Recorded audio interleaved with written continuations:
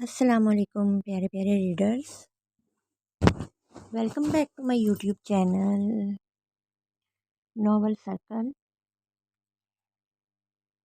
Friends, اگر آپ میرے چینل پر نئے ہیں تو پلیز میرے چینل کو سبسکرائب کر دیجیے گا، اور اگر آپ کو میرا ناول پسند آ رہا ہو تو اپنے دوستوں کے ساتھ لازمی شیئر کیجیے گا۔ تو آج ہم اپنے ناول کا پارٹ 8 ریڈ کرنے جا رہے ہیں، تو ویڈیو سٹارٹ کرتے ہیں۔ دل کی دھڑکنیں منتشر ہو رہی تھی اور پورا جسم لرز رہا تھا۔ وہ جلاد تھا تو بھی جان نکلتی تھی، اور مہربان تھا تو بھی جان پر بن آئی تھی۔ اصلان اتنے بے باک ہیں، اوف! آروشا کو اس کا ہر لمس اپنے بازوں پر اور گردن پر سلکتا ہوا محسوس ہونے لگا تھا۔ اللہ! وہ اپنی کیفیت سے شرما کر وہیں کاؤچ پر پڑے کوشنز میں چہرہ چھپا کر اوندھی ہو کر گر گئی۔ نیند کی وادیوں میں جاتے جاتے بھی اس کے ہونٹوں پر بہت ہی خوبصورت مسکراہٹ تھی۔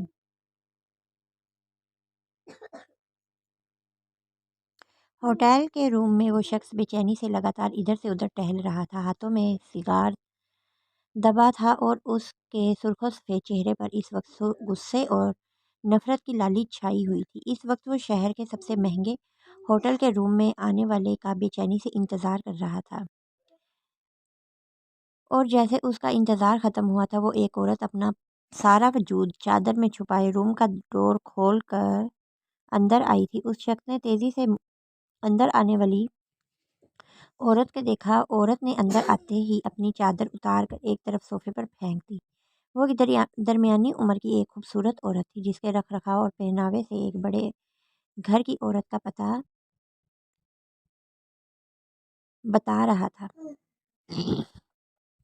کہاں تھی ابھی تک تم؟ کب سے انتظار کر رہا تھا تمہارا۔ وہ مرد اپنی ہری ہری آنکھوں میں غصہ لیے اسے گھورنے لگا۔ تمہاری طرح آزاد نہیں ہوں جو جہاں جہاں پھرتی ہوئی منہ مارا کروں۔ عورت پر اس کے غصے کا کوئی اثر نہیں ہوا تھا، بلکہ اس سے زیادہ غصے سے اس سے مخاطب تھی۔ اپنے سامنے کھڑے شخص کو جواب دے کر وہ ایک طرف رکھے صوفے کی طرف بڑھ گئی، پھر صوفے پر بڑے غرور سے ایک پیر کے اوپر دوسرا پیر رکھ کر وہ سامنے کھڑے شخص کو دیکھنے لگی۔ اس شخص نے اپنے سانپ پر قابو پا کر دوسرے سنگل صوفے پر بیٹھتے ہوئے اس عورت کو بولنے کا منتظر تھا، جو بہت اسے نہارنے میں مشغول تھی۔ تم نے کہا تھا تم میری بیٹی کو اس شخص کے چنگل سے چھڑوا لو گی۔ وہ ایک دم سے مضطرب سے سا نظر آنے لگا۔ بیٹی کو اس جلاد کی قید میں سوچ کر ہی وہ پریشان ہو جاتے تھے۔ تم بھول رہے ہو شاہنواز خان، تمہاری بیٹی اصلان میر کی قید میں ہے، اور وہاں سے اسے نکالنے کے لیے اصلان میر کو ہرانا ہوگا۔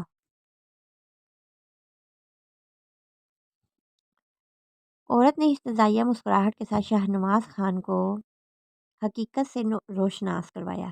میں بھی شاہنواز خان ہوں۔ آج تک میں نے کسی بھی چیز کی پرواہ نہیں کی، جو چاہا وہی کیا۔ اگر اپنی بیٹی کو حاصل کرنے کے لیے مجھے اصلان میر کا خون بھی کرنا پڑا، وہ بھی کر گزروں گا۔ پہلی بار شاہنواز خان کے چہرے پر پتھریلے تاثرات ظاہر ہوئے تھے۔ اگر گھی سیدھی انگلی سے نہیں نکلا تو انگلی ٹیڑھی بھی کر لیں گے۔ فی الحال ابھی جو میرے بس میں ہے وہ میں کر رہی ہوں، اور دیکھنا میں کامیاب بھی ہو جاؤں گی۔ یہ سب کہتے ہوئے اس عورت کے ہونٹوں پر بڑی مغرور سی مسکراہٹ تھی۔ مجھے میری بیٹی صحیح سلامت چاہیے۔ اگر میری بیٹی کو اس نے نقصان پہنچایا تو سارا کالا چٹھا کھول دوں گا تمہارا۔ انہوں نے ایک دم سے انگلی اٹھا کر سامنے بیٹھی عورت کو انگلی دکھائی تو وہ بلا خوف زور سے ہنسی تھی، پھر اٹھ کر ان کے قریب ہوتی صوفے کے ہتھے پر بیٹھ گئی۔ شاہنواز، مجھے معلوم ہے کہ تمہیں اپنی بیٹی کی کتنی فکر ہے، کیونکہ اگر تم نے اپنی بیٹی حاصل نہیں کی تو تمہاری ساری جائیداد، جو اصل میں تمہاری نہیں تمہاری بیٹی کی ہے، وہ سب تمہارے ہاتھ سے نکل جائے گی۔ ان کے چوڑے سینے پر شرٹ کے اوپر شہادت والی انگلی پھیرتے ہوئے وہ شاہنواز خان کا خون کھلا چکی تھی۔ اپنی حد میں رہو۔ وہ اس عورت کا ہاتھ جھٹک کر اٹھ کر دوسرے صوفے پر بیٹھ گئے، مگر وہ لگاتار شاہنواز خان کو ہوس بھری نظروں سے دیکھ رہی تھی۔ وہ اتنے خوبصورت سرخ و سفید جس میں گلابیاں جھلکتی تھی، ہری ہری بے حد خوبصورت آنکھیں، بے حد کھڑی ناک اور گلابی ہونٹ، براؤن بال اور اسی کلر کی داڑھی۔ اس پر انہوں نے اپنے آپ کو بہت فٹ رکھا ہوا تھا۔ کون یقین سے کہہ سکتا تھا کہ وہ عروشہ شاہنواز خان کی جوان بیٹا بیٹی ہیں۔ ان کے دونوں اولادوں نے سارا حسن انہی سے چرایا تھا۔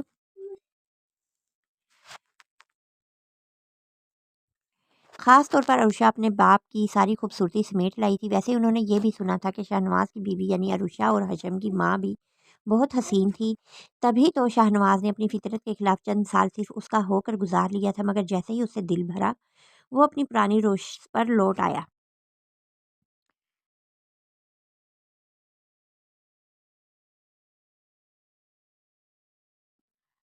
اور ان کے لوٹ کے آنے کے بعد بھی اب بھی شاہنواز خان ان کا نہ بن سکا تھا۔ وہ بھی تو شاہنواز کو ٹوٹ کر چاہتی تھی، اب بھی وہ اس شخص کو حاصل کرنا چاہتی تھی۔ اب مجھے بعد میں دیکھ لینا، جس مقصد سے مجھے بلایا ہے وہ بتاؤ۔ اس کے خوبصورت چہرے پر جھنجھلاہٹ کے اثرات دیکھ کر وہ عورت ہنسی تھی۔ میں یہ دیکھ رہی ہوں شاہنواز خان، اس عمر میں بھی تم لڑکیوں کے دل آرام سے لوٹ سکتے ہو۔ وہ اپنے کھلے بالوں کو ایک ادا سے شانوں سے جھٹک کر اس کی نظروں میں دیکھ رہی تھی۔ مت بھولو اسی عورت کے کبھی تم بھی دیوانے تھے۔ مجھ سے محبت کا دعویٰ کرنے والی ہر عورت کا یہی خیال ہے کہ شاہنواز خان اس کا دیوانہ ہے، مگر حقیقت میں یہ ہے شاہنواز بس ان کا استعمال کرتا ہے اور کچھ نہیں۔ بہت ہی غرور سے اپنی گردن اکڑ کر وہ پاؤں پر دوسرا پاؤں رکھ کر بیٹھ گئے۔ اس عورت نے کچھ دیر یوں ہی انہیں گھورا تھا، پھر سر جھٹک کر خود پر قابو پا کر مسکرا دی۔ بہرحال ابھی انہیں سلان میر کو ہرانے کے لیے اس شخص کی ضرورت تھی۔ آنیہ کا کیا حال ہے؟ انہوں نے موضوع بدل کر جس مقصد کے لیے آئی تھی وہ پوچھا۔ فی الحال ایک حسین مرد کی سنگت کے نشے میں گم ہے۔ ٹیبل سے سگار کی ڈبیا اٹھا کر انہوں نے اس میں سے ایک سگار باہر نکال کر عورت کی طرف بڑھائی، جو اس نے بڑی خوش دلی سے قبول کر لی تھی۔ دونوں نے اپنی اپنی سگار سلگا کر دھواں چھوڑا تھا۔ آنیہ تو گم ہے، اس حسین مرد کا کیا؟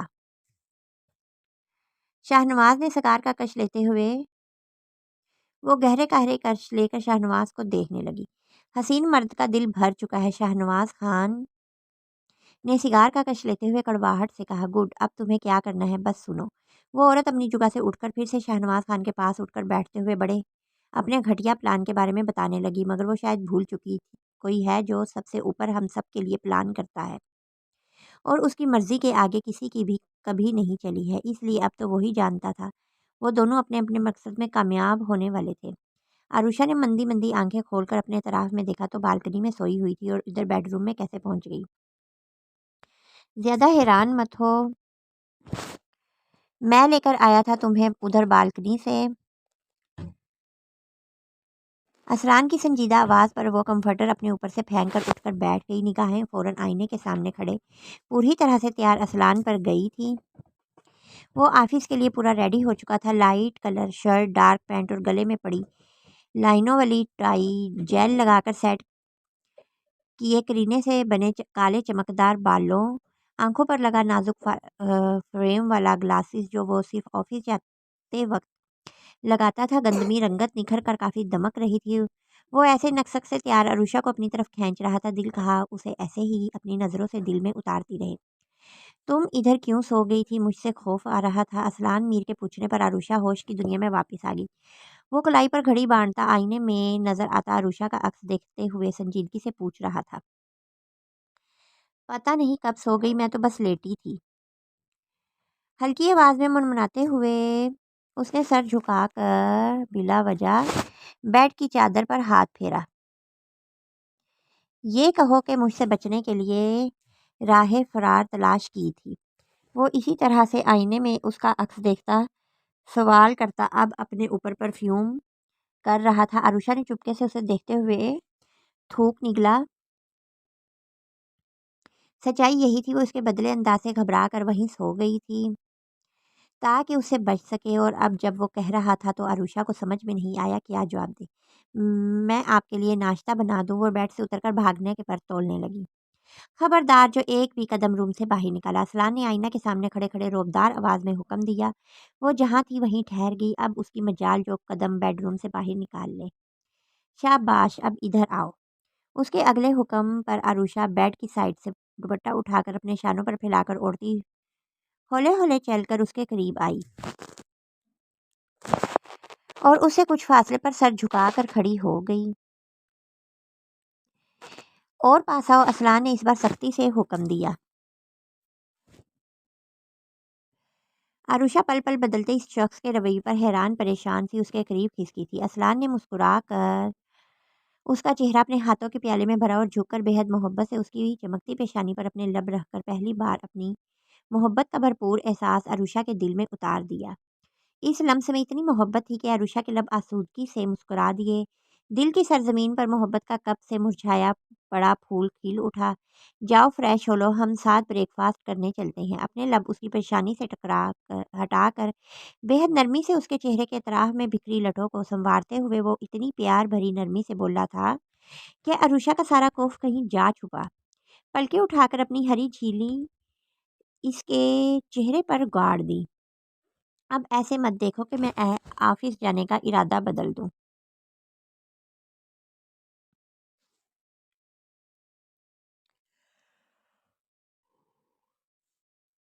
اسلان کی شوخی پر عروشہ گھبرا کر اپنے آپ کو چھڑواتی واش روم کی طرف بھاگ گئی۔ اسلان سر جھٹک کر مسکراتا پھر سے آئینہ میں خود کو آخری بار دیکھ کر بیڈ کی طرف چلا آیا۔ وہاں ٹیبل سے اپنا موبائل اٹھا کر چیک کرتے ہوئے وہ عروشہ کا بھی منتظر تھا۔ آفس ڈور پر دستک ہوئی تو اسلان میر نے یس کہہ کر دوبارہ مانیٹر پر نگاہ گاڑ لی اور ہاتھوں کی انگلیاں دھڑا دھڑ کی بورڈ پر ٹائپ کر رہی تھی۔ کچھ اہم لیٹرز تھے جنہیں اپنی سیکرٹری کو دینے کی بجائے خود ٹائپ کرنے کو اس نے ترجیح دی تھی۔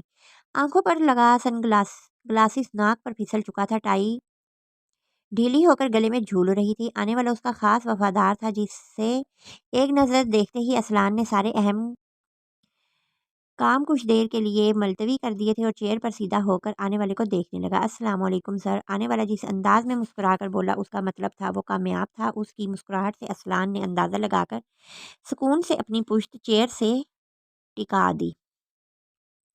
کہو فیضان، کیا خبر لائے ہو؟ وہ اپنی مخصوص مسکراہٹ سے اس کے چہرے کو دیکھ کر بولا، سر میں نے شاہنواز خان کے بارے سارے راز پتہ کر لیے ہیں۔ اس کے بارے میں صحیح ڈیٹیل اس فائل میں موجود ہیں۔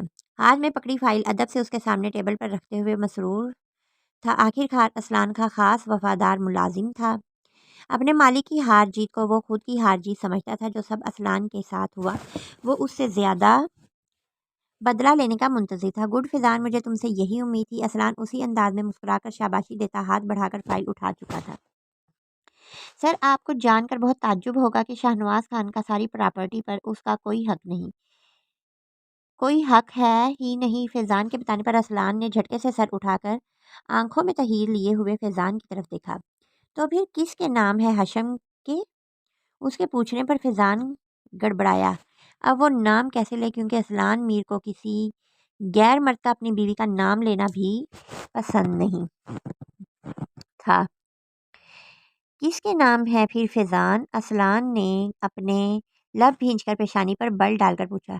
وہ سر عروشہ میڈم کے نام ہے۔ وہ واحد ہستی ہیں جو ساری پراپرٹی کی حقدار ہے۔ فیضان نے تھوک نگلتے ہوئے بات بتلا دی۔ اسلان نے فائل پٹک کر دونوں ہاتھوں میں سر کو تھام لیا۔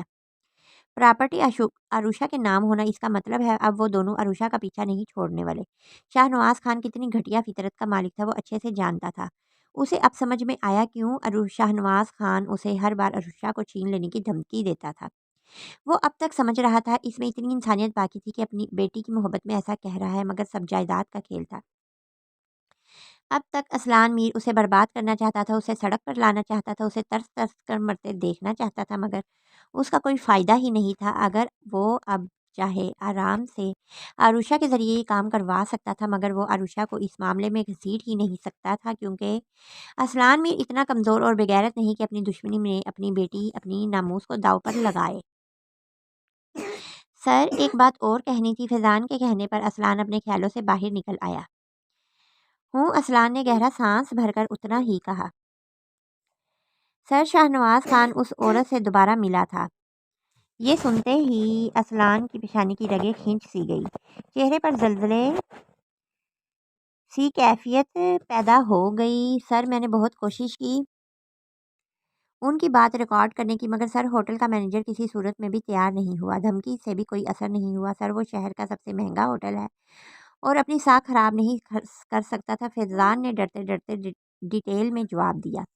فیضان، مجھے مجبوری اور نہیں والے الفاظوں سے سخت نفرت ہے۔ دنیا کا کوئی بھی کام ایسا نہیں جو ناممکن ہو، کوئی نہ کوئی راہ حل ضرور موجود ہوتا ہے، انڈرسٹینڈ؟ اسلان نے جبڑے بھینچتے ہوئے اسے گھورا۔ سر کر لوں گا، کیسے بھی پتہ کر لوں گا اس دن کیا ہوا۔ فیضان اس بار با اعتماد نظر آنے لگا۔ سر ہلا کر اسلان کو اس نے مطمئن کر دیا۔ گڈ، مجھے تم سے یہی امید ہے، اور جلد ہی، کیونکہ اس بار ان کی سازش کا نشانہ عروشہ ہی ہوگی، اس کا مجھے یقین ہے۔ اسلان نے فیضان کو دیکھتے ہوئے سنجیدگی سے کہہ کر پھر سے فائل اٹھا لی۔ اوکے سر، اللہ حافظ۔ فیضان سر کو جنبش دیتا ادب سے سر جھٹکتا مڑ کر آفس سے نکل گیا تو اسلان نے اس کے جاتے ہی اپنی پوری مٹھی ٹیبل پر پوری قوت سے ماری۔ اس بار چھوڑوں گا نہیں آپ کو، اس بار خاندان کی عزت نہیں اپنی عزت دیکھوں گا۔ میں اس بار اپنی بیوی اپنی غیرت سے کھیلنے نہیں دوں گا آپ دونوں کو۔ وہ سرخ آنکھوں سے خیالوں میں اس عورت سے بولا تھا جو کبھی اس کے لیے بہت قابل احترام تھی، مگر جس دن سے اس کی اصلیت کا اسے پتہ چلا تھا، اس دن سے وہ عورت ذات سے اس کا بھروسہ ہی اٹھ گیا تھا۔ اپنی ڈارک براؤن اور گولڈن شیڈڈ دیتے بالوں کو ڈرائر سے سکھاتے ہوئے عروشہ ہلکے ہلکے گنگنا بھی رہی تھی۔ خوشی سے اس کا چہرہ گلاب کے پھول کی طرح کھلا ہوا تھا۔ اسلان کا برتاؤ کیا بدلا، عروشہ کی خوشی کا کوئی ٹھکانہ ہی نہیں تھا۔ اماں جان صحیح کہتی ہے، نکاح کے بول میں بڑی طاقت ہوتی ہے، وہ خود بخود محبت پیدا کر دیتے ہیں۔ مجھے اسلان میر سے محبت تو ہمیشہ سے تھی، مگر بس ہر وقت ان کے جلادو والی صفت سے ڈر کر ساری محبت فرس ہو جاتی تھی۔ اب تو لگتا ہے ان کو بھی محبت ہو گئی ہے۔ وہ بولتے بولتے شرما کر ہنسی، پھر بال سوکھ گئے تو انہیں بعد میں سنوارنے کے ارادے سے پیچھے جھٹک دیا۔ اللہ، مجھے لگتا ہے میں اب بھی خواب دیکھ رہی ہوں۔ یہ اسلان ایک دم سے دیو سے شہزادے میں کیسے تبدیل ہو گئے؟ اپنی آنکھوں کو بند کر کے احتیاط سے پہلے لائنر پھر مسکارا لگاتے ہوئے وہ بڑبڑا رہی تھی۔ چلو جو بھی ہو، بندے کا بدلنے کا خیال تو آیا، اپنی حسین نازک سی کمسن بیوی پر ترس تو آیا، ورنہ ہر وقت پھاڑ کھانے کو تیار رہتے تھے، مگر ہے بہت ہی بے شرف۔ اف، مجھے تو یقین نہیں ہو رہا خڑوس اتنا رومانٹک ہیرو نکل سکتا ہے۔ اب اپنے لبوں پر اس نے اپنے لبوں سے میچ کرتی لپسٹک پھیری۔ لپسٹک لگا کر عروشہ نے ایک بھرپور نگاہ آئینے میں نظر آتے اپنے سراپے پر ڈالی۔ اف، میں کتنی حسین ہوں، کہیں شیشہ ہی ٹوٹ نہ جائے۔ کہتے کہتے خود پر اتنا پیار آیا کہ بڑھ کر آئینے میں نظر آتے اپنے عکس پر لب رکھ کر چوما تھا۔ تمہیں کوئی حق نہیں، تم اتنی حسین نظر آؤ عروشہ اسلان میر۔ وہ اپنے ہی عکس کو منہ چڑھا کر گردن اکڑا کر بولی۔ یہ ڈائلاگ ناول میں تھا یا فلم یا سیریل میں؟ عروشہ سوچ میں پڑ گئی۔ چھوڑو، مجھے کیا؟ ہائے کاش میرے پاس موبائل ہوتا تو اپنی ساری پیاری پیاری پکس ہانی کو سینڈ کرتی، مگر کیا فائدہ، موبائل تو اس کے پاس بھی نہیں۔ اس نے افسوس سے اپنے ہونٹ لٹکائے۔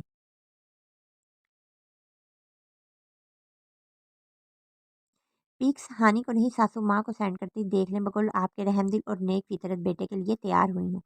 ہر وقت اپنے بیٹے کے احسان یاد دلاتی رہتی ہیں کہ شکر کرو میرا بیٹا مرد ہوتے ہوئے بھی تمہاری کم عمری پر رحم کھا رہا ہے۔ اب بڑی ہو جاؤ، کچھ تو اپنے شوہر کا خیال کرو، وہ بھی تو مرد ہے، اس کی کچھ ضرورتیں ہیں۔ اف، ایسی ایسی باتیں، اللہ توبہ! وہ اپنے گال پیٹنے لگی۔ یہ بزرگ عورتوں کو شرم نہیں آتی بچی جیسی بہو سے ایسی باتیں کرتے ہوئے؟ اس نے اس بار ہونٹ گول کر کے بھویں سکیڑی۔ اب ایسا کروں گی، چپکے سے اسلان کا موبائل چرا کر جب اسلان کچھ ایسا ویسا کریں گے نا تو ویڈیو بنا لوں گی اور ساسو ماں کو سینڈ کر دوں گی کہ دیکھ لیں آپ کے بیٹے کی رحمدلی اور اپنی اچھی بہو کی قربانی کو، کہ وہ کیسے۔ باقی کے جملے عروشہ کے منہ میں ہی رہ گئے۔ وہ ہتھیلی کو موبائل کے سٹائل میں بنا کر امیجن کر رہی تھی اور ویڈیو بنا رہی تھی، اور ساسو ماں کو سینڈ کرنے والی اور مڑ کر ویڈیو ساسو ماں کے منہ پر دینے ہی والی تھی کہ بیڈ روم کے ڈور کی طرف دیکھ کر اس کی شکل رونے والی ہو گئی۔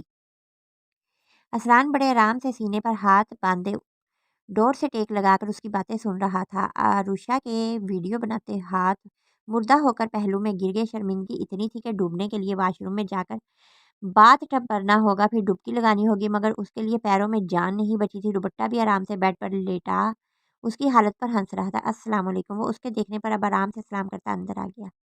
آتے آتے ڈور بھی لاک کر چکا تھا، یعنی کوئی راہ فرار نہیں۔ عروشہ نے دل میں دہائی دی، سلام کا جواب دینا واجب ہوتا ہے۔ وہ اپنا کوٹ اتارتا سنجیدہ شکل بنائی عروشہ سے بولا،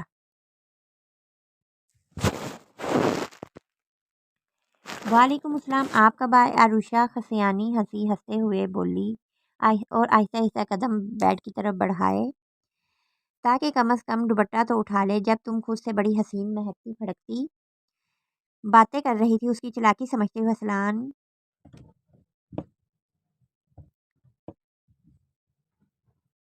دو ہی قدم میں بیڈ پر جا کر بیٹھ گیا، اور بیٹھا بھی کہاں جدھر دوپٹہ شان سے لیٹا ہوا تھا۔ عروشہ نے پریشان ہو کر اپنے شوز اتارتے اسلان کو دیکھا۔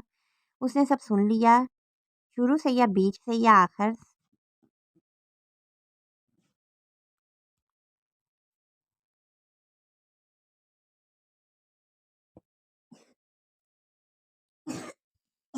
اسلان، کہاں سے سنا آپ نے؟ وہ احتیاط کے طور پر جاننے کی خواہش مند ہوئی۔ ایک دم شروع سے کہ اماں جان صحیح کہتی ہے کہ تم نکاح کے اللہ سب سن لیا آپ نے؟ وہ صدمے سے چیخ ہی پڑی۔ ہاں سب سن لیا۔ پیروں سے سوکس بھی نکالتے ہوئے اس نے بھی معصومیت کی حد کی۔ کسی کی باتیں سننا بیڈ مینرز ہوتا ہے۔ عروشہ کا بس نہیں چل رہا تھا پھر سے ٹائم ریوائنڈ ہو جائے اور وہ اپنی غلطی سدھار لے۔ بیوی کی باتیں سننا تو ثواب کا کام ہوتا ہے۔ اور اب ہونٹ مسکراہٹ میں پھیلا کر گلے سے ٹائی کی نوٹ کھولتا عروشہ کی طرف ہی بڑھا تھا۔ نہیں، آپ کو گناہ ملے گا میری بے خبری کا فائدہ اٹھا کر۔ عروشہ کو بہت صدمہ لگا تھا، یہ باتیں اس کی بہت پرسنل تھی۔ تمہیں کوئی حق نہیں کہ تم اتنی حسین لگو اور اسلان میر کی نیت خراب کر ڈالو۔ آہستہ آہستہ آگے بڑھتے ہوئے اپنے دانتوں پر شرارت بھری مسکراہٹ لے کر وہ اسے آنکھ بھی مار چکا تھا۔ دیکھیں، میں تو پیدا ہی حسین ہوئی ہوں، اور آپ اپنی اچھی بھلی پاک صاف نیت مت خراب کریں۔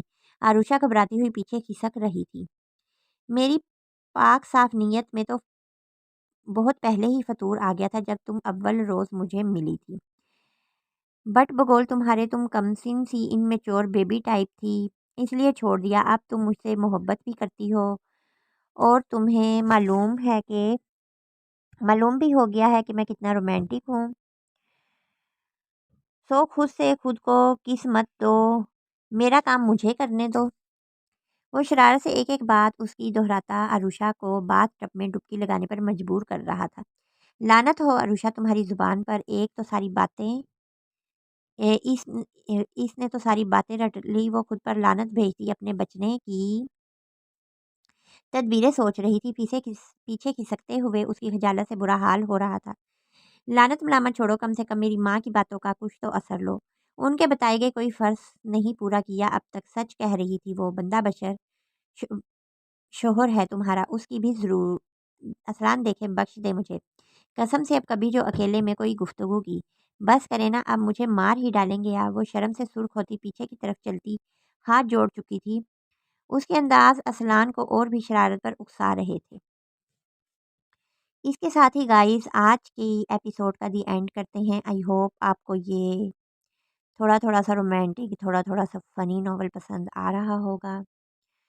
تو اگر آپ کو میرا ناول پسند آ رہا ہو، یا پھر اگر آپ میرے چینل پر نئے ہیں تو پلیز میرے چینل کو لازمی سبسکرائب کر دیجئے گا۔ ویڈیو کا دی اینڈ کرتے ہیں اس دعا کے ساتھ کہ اللہ پاک تمام امت مسلمہ کو اپنے حفظ و امان میں رکھے، تمام امت مسلمہ کا بھلا کرے۔ دعاؤں میں یاد رکھیے گا۔ اللہ حافظ۔